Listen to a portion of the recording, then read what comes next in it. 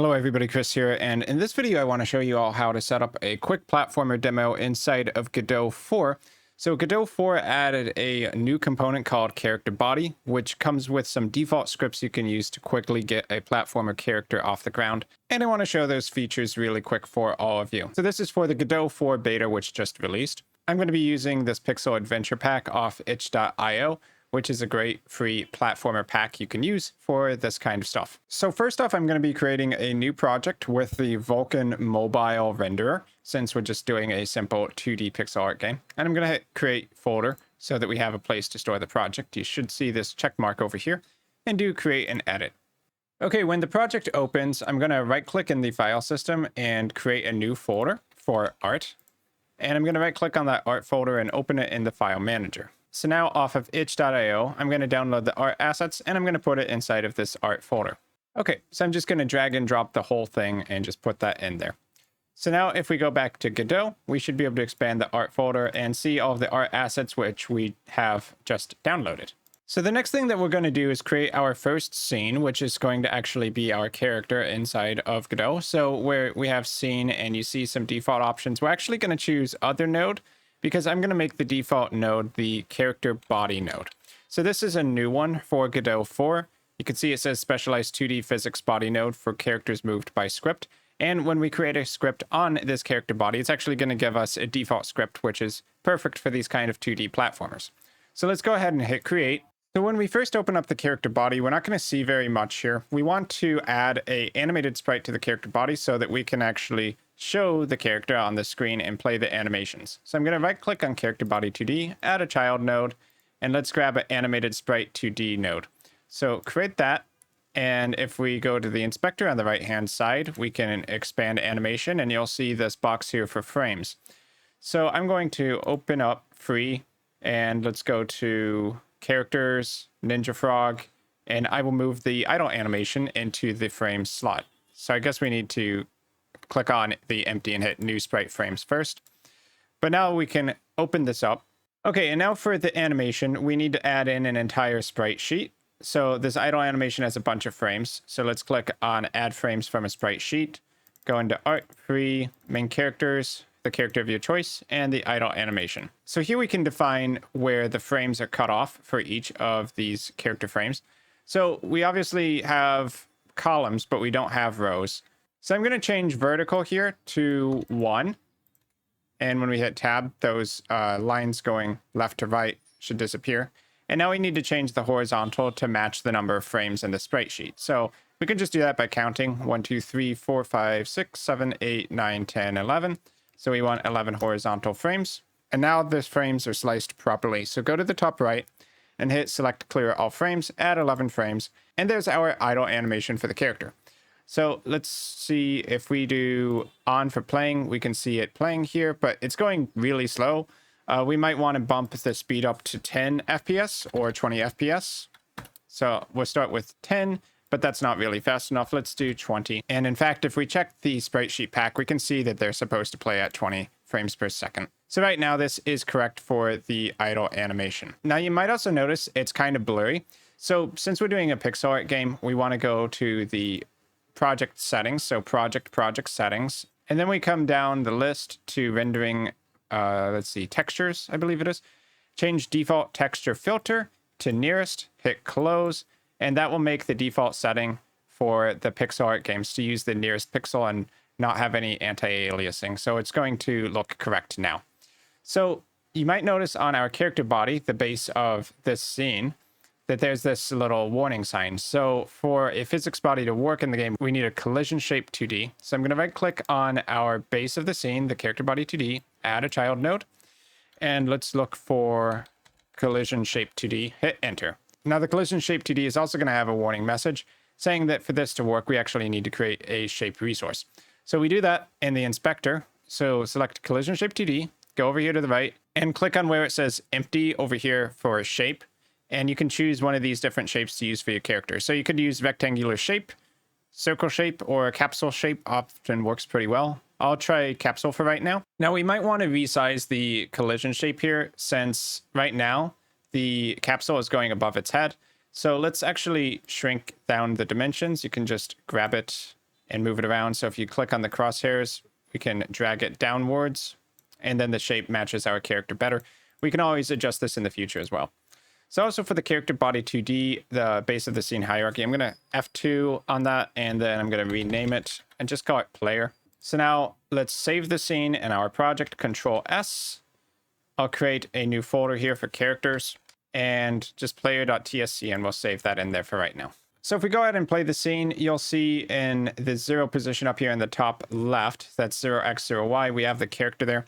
And when we add in the script, we'll be able to move with up, down, left, right. I'll test that right now and see that it's not working. So we actually need a script that will take the input and turn it into movement for our character. So like I mentioned at the start, the character body 2D actually has a default starter script for you to use. So if we use script here, click over here, new script, give it whatever name you want. You can just call it player.gd, GD for GD script. You'll see that it's using the template character body 2D basic movement. So that's what we're going to want. Hit create. And if we take a look at this script, you'll see that it has settings for base movement speed, jump velocity, and gravity as well. So this is set up to be a default for a platformer character. You can see that when it's not on the floor, it's going to add gravity to the character's movement. And when it is on the floor, we can jump. And we can do left-right movement at any given time using UI left, UI right, which defaults to left and right arrows on the keyboard. So while we're pressing the movement directions, we make our velocity the direction times the speed, which is the speed variable up here. But when we're not pressing it, we move the velocity towards 0 at the rate of speed over here. So it'll stop the character from moving when we're not pressing left and right. And it actually executes this movement and the physics collisions using move and slide. So move and slide, if you come across a wall or something like that, it'll generally try to slide around the edges of the wall rather than just stopping outright. So if you wanted it to stop outright, it would be move and collide as your function instead. Okay, so anyway, with that, we can hit play, and gravity is going to cause our character to fall. So that's not great. However, if we press play, you can see that I can move the character left and right using the left and right arrows, since that movement is independent of whether it's on the ground or in the air. So for our character to actually survive a scene, we'd need to create some kind of collision shapes that it can stand on, either using game objects or a tile set. So let's create a new scene. I'm going to go to scene, new scene, and let's create this as a 2D scene. I will rename this level 1. Let's save this in the project. So back to the root directory, I'm going to create a folder here, and I will just call this levels, and then save that in here. So for this level, let's build it out using the tile set editor in Godot 4. So I'm going to right click here, go to add child node. Let's do Tilemap. Okay, and you can see the tile map has no tile sets yet. So in the inspector tile set, we can create a new tile set right here. And when we do that, you'll see that there's a grid for us to build our level out onto. Before we do that, let's move the main character into the project. So in characters, I'm going to drag the player.tscn scene onto this level. So now we actually have a player nested inside of our level scenes. So as you can see in Godot, scenes can mean individual objects, but they can also mean levels, and you can have scenes inside of other scenes. So we have a player scene inside of a level scene. And when you're inside of a scene, then each of these individual things are just called nodes. So we have the character body 2D node, the animated sprite node, collision shape 2D node, so on and so forth. Okay, so back to the tile map. And let's click on tile set, and we need to add some tiles here. So in our art for the project, I'm sure we can find some. Let's look for background. Let's go to free terrain and drag in the terrain tile set here. So Atlas texture was modified. Would you like to automatically create tiles in the Atlas? Let's do yes. So as you can see, that basically takes all of these individual tiles and turns them into something we can use to paint. Now, right now, they are not going to have any physics collision, but we can go ahead and draw something simple for our map. So I'm going to go to Tilemap here, and let's draw some tiles. So I'm just going to take these top 3. So select and hold, and click up there so you can see you can drag multiple tiles onto the scene at once. If I want to just create a long row of the middle tile, which is the one that doesn't have edges on the left and right, you can just left click and hold and keep dragging that You can also use the line tool. So over here, line, I will click on the middle tile and do a line from here. And you can see when I drag the mouse, it's going to keep dragging that line. And I'll pull that all the way over there to the left.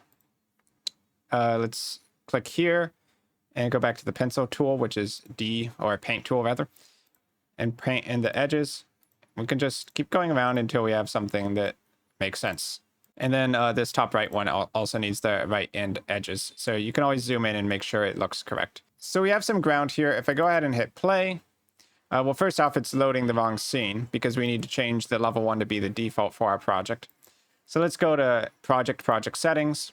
At the top here, go to run, main scene, change that to our first level. So up a level from characters, go into levels, level 1.tscn, open. Okay, now when we hit play, it's actually going to be loading this level scene, and you can see our character still falls through the ground. You can also see that everything is right up there in the top left, so it's only showing what's below here. What we might want to add to the scene is a camera that looks at our player. So when we hit play, the character still falls straight through the ground. And it's also very zoomed out there, but we'll handle that in a minute. So for the player to collide with the ground, let's go to the tile set. And you'll see that there's no option here for editing the physics shapes of these individual tiles. So on Tilemap Inspector, over on the right, go to Physics Layers, add Element 1, Collision Layer 1, Collision Mask 1. This is the default layer that the player is automatically going to try to collide with. And when you have that, you can actually click on the individual tiles with the selection tool.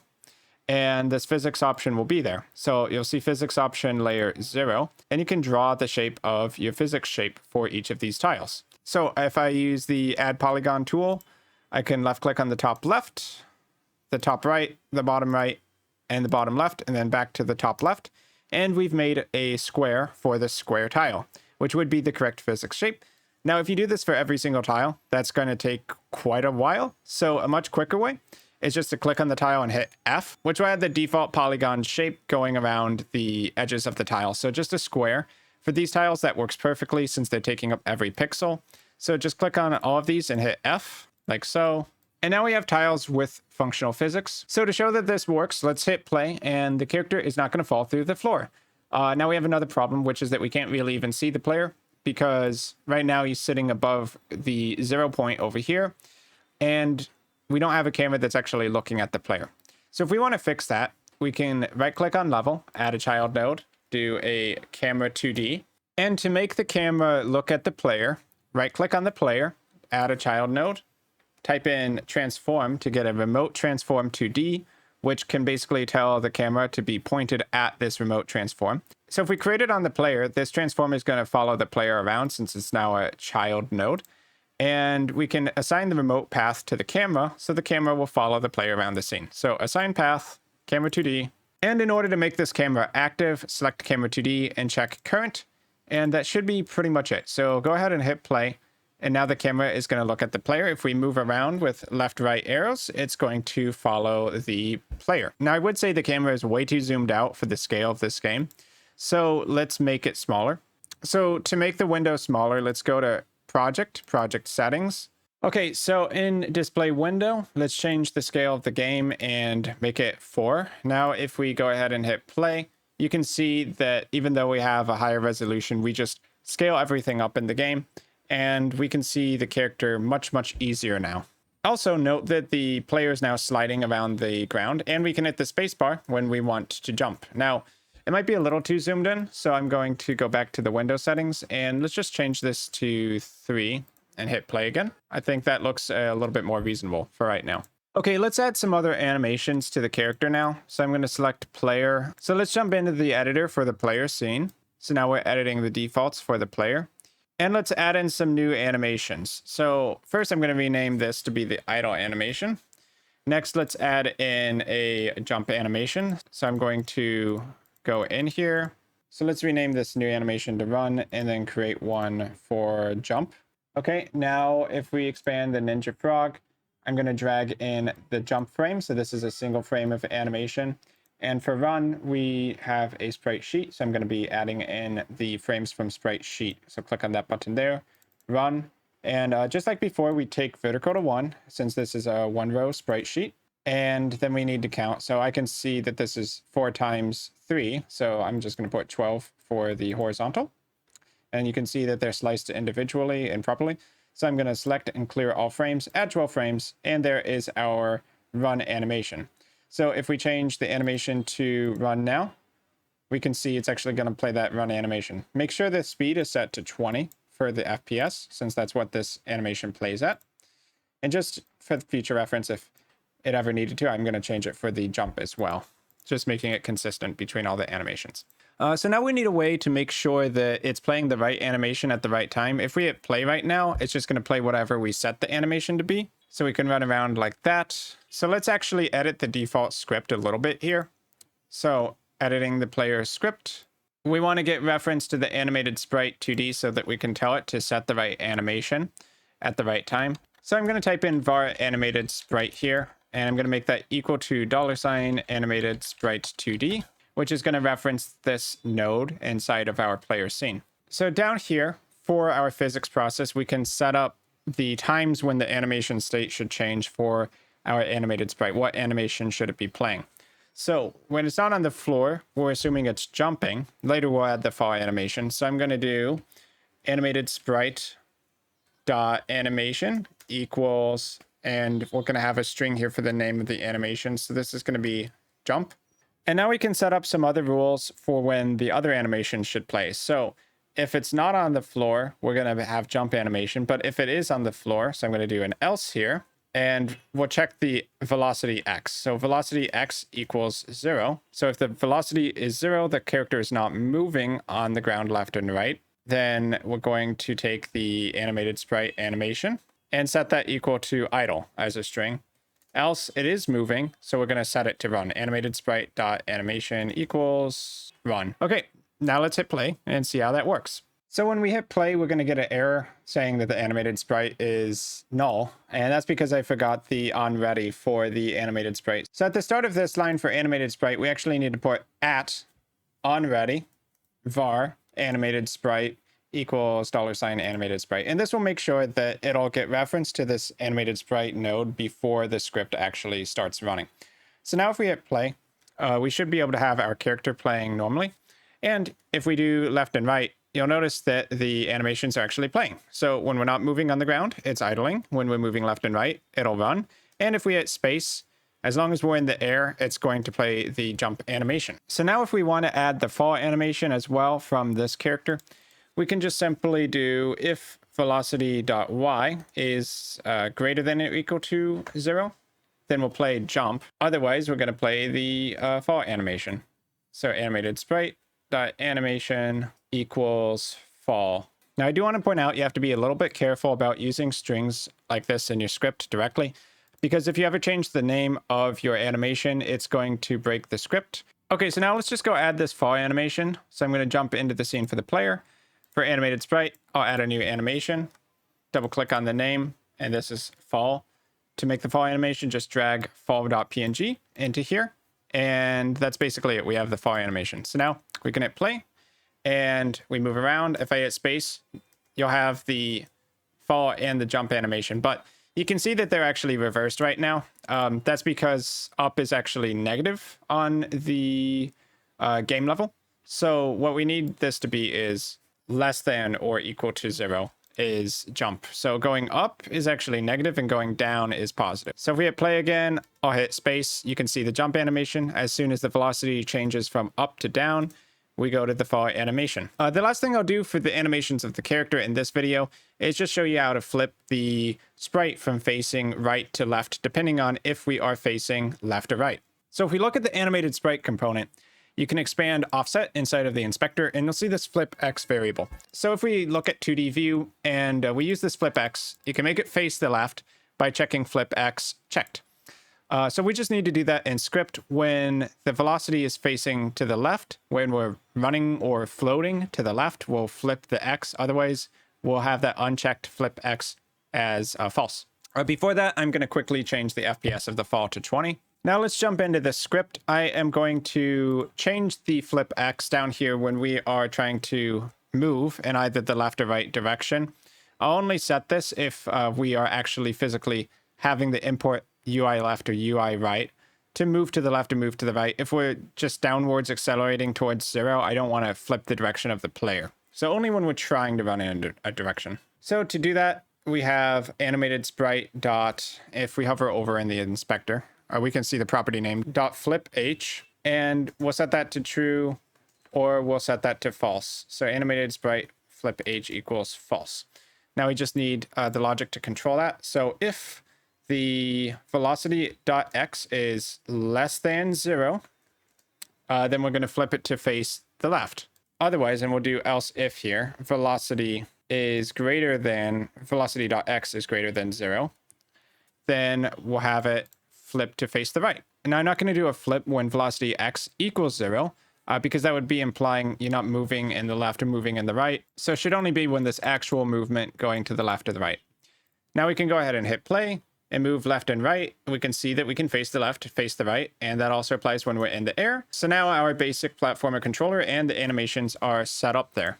So lastly, to make the scene a little bit more interesting, let's add in one of the default backgrounds. So I'm going to go in the art folder, expand and find free background brown.png. So I'm not going to add it to the tile map because it's not exactly a tile per se, but it is something we can repeat as a background texture. So to do it a different way than Tilemap, let's right click in the scene. So right click on level 1, add a child node and look for texture rect. So we'll create that on our scene, and then we need to put a texture in here. So I'm going to drag brown.png into the texture. You'll see this now shows on top of anything there. And we want to take this and tile it across the entire game level as a background node. So under stretch mode, instead of scale, let's change this to tile.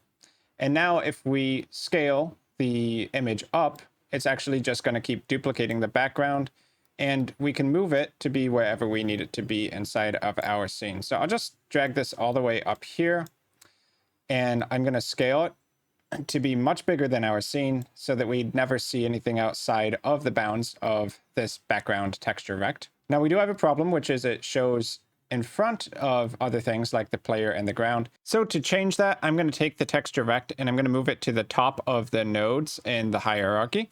And this will mean that other things below it in this list are going to show in front. So texture rect is up there at the top, and the tile map and the player are below that. So if we hit play now, it's just going to serve as a background. And we can run around in our scene. We can still jump just like before. We have the direction flipping. And now we have the basics of a working platformer controller and a game character inside of Godot 4 beta. So I hope this video was a good introduction on how to get going with Godot and how you can set up a simple character for yourself in Godot using the new character body 2D component. I've been Chris. Thanks for watching all the way to the end. I'm going to have a link to download this project inside of my Patreon if you just want to load it up for yourself. I've been Chris. Thanks for watching, and I will see all of you in my future video content.